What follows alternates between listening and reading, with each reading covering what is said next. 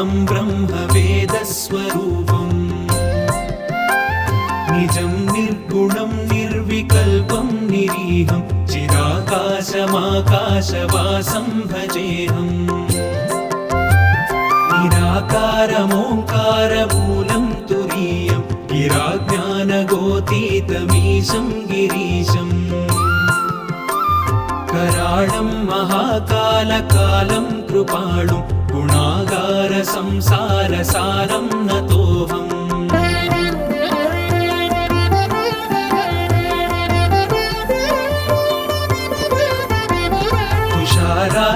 तुषाराद्रिसङ्काशगौरं गभीरं मनोभूतकोटिप्रभा श्रीशरीरम्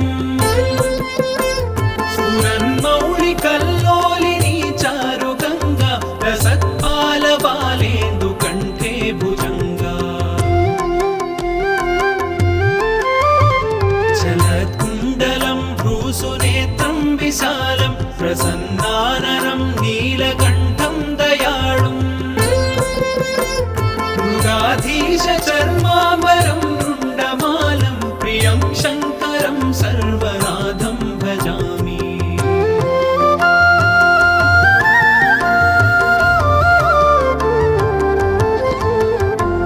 प्रचण्डं प्रकृष्टं प्रगल्भं परेशम् अखण्डं अजं भानुकोटिप्रकाशम्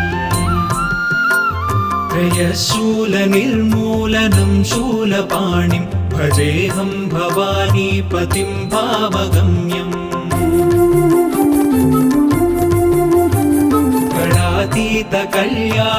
गणातीतकल्याणकल्पान्तकारी सदा सज्जनानन्ददाता पुरारी चिदानन्दसन्दोहमोहापहारी प्रसीद प्रसीद प्रभो मन्मधारी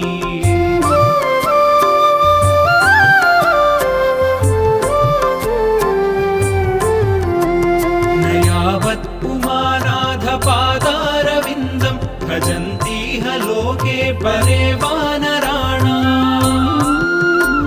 न तावत् सुखं शान्तिसन्तापनाशं प्रसीद प्रभो सर्वभूताधिवासम् न जानामि योगं जपं नैव पूजां नतोऽहं सदा सर्वदा शम्भुतुभ्यम् जराजन्म दुःखौघतातप्यमानं प्रभो पाहि आपन्नमामीश शम्भो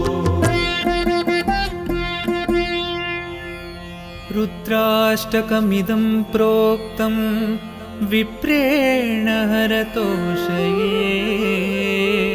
ये पठन्ति नरा भक्त्या तेषां शम्भुः प्रसीदति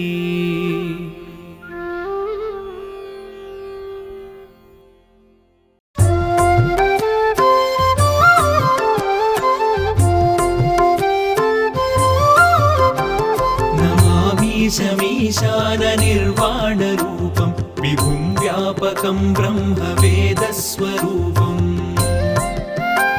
निजं निर्गुणं निर्विकल्पं निरीहं चिदाकाशमाकाशवासं भजेऽहम् निराकारमोङ्कारमूलं तुरीयं गिराज्ञानगोतीतमीशं गिरीशम् कराळं महाकालकालं कृपाणुं गुणागारसंसारसारं नतोऽहम्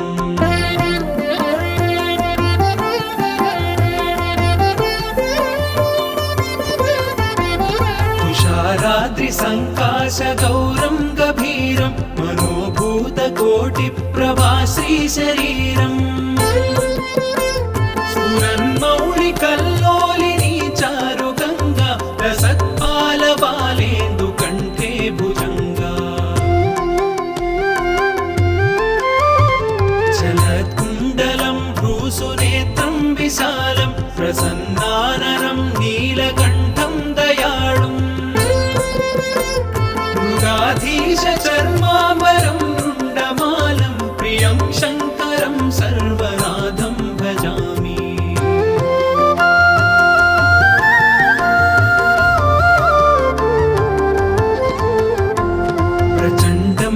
प्रकृष्टं प्रगल्भं परेशम् अखण्डम् अजं भानुकोटिप्रकाशम् त्रयशूलनिर्मूलनं शूलपाणिं भजेऽहं भवानीपतिं भावगम्यम् गणातीतकल्याणकल्पान्तकारी सदा सज्जनानन्ददाता पुरारी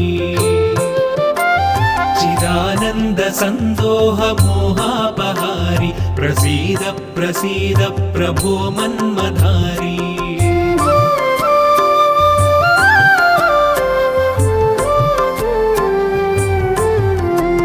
न यावत् पुमानाधपादारविन्दं भजन्तीह लोके परे वानराणाम् न तावत् सुखं शान्ति सन्तापनाशं प्रसीद प्रभो सर्वभूताधिवासम् न जानामि योगं जपं नैव पूजां नतोऽहं सदा सर्वदा शम्भुतुभ्यम्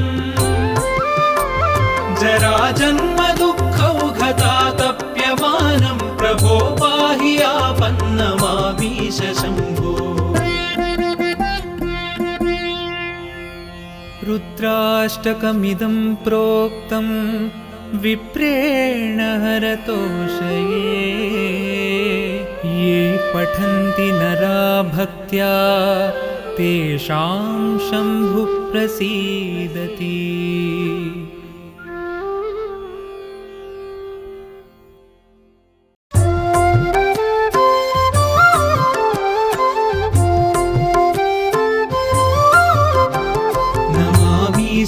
ईशाननिर्वाणरूपं विभुं व्यापकं ब्रह्मवेदस्वरूपम् निजं निर्गुणं निर्विकल्पं निरीहं चिदाकाशमाकाशवासं भजेऽहम् निराकारमोङ्कारमूलं तुरीयं गिराज्ञानगोतीतमीशं गिरीशम् कराळं महाकालकालं कृपाणुं गुणागारसंसारसारं नतोऽहम्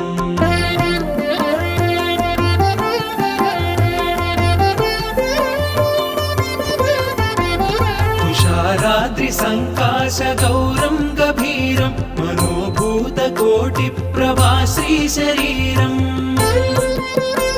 स्फुरन्मौलिकल्लोलिनी चारुगङ्गा रसत्पालबालेन्दुकण्ठे भुजङ्गा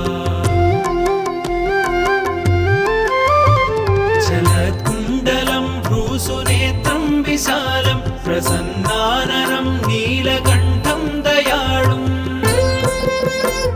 मृगाधीशचर्माम्बरं रुण्डमालं प्रियं शङ्करं सर्वनाथं भजामि।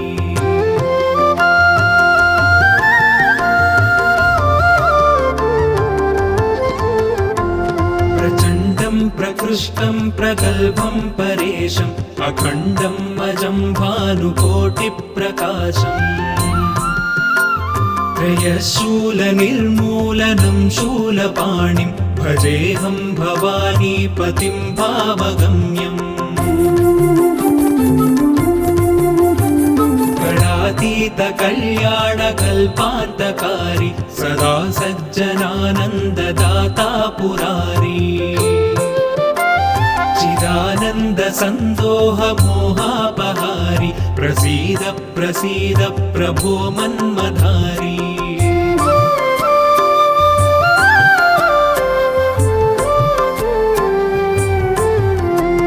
न यावत् पुमानाधपादारविन्दं भजन्तीह लोके परे वानराणाम्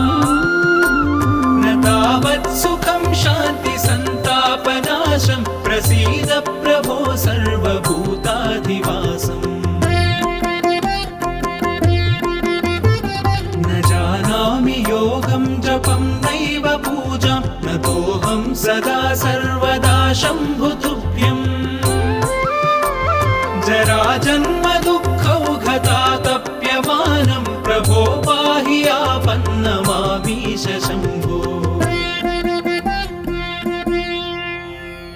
रुद्राष्टकमिदं प्रोक्तं विप्रेण हरतोषये ये पठन्ति नरा भक्त्या तेषां शम्भुः प्रसीदति।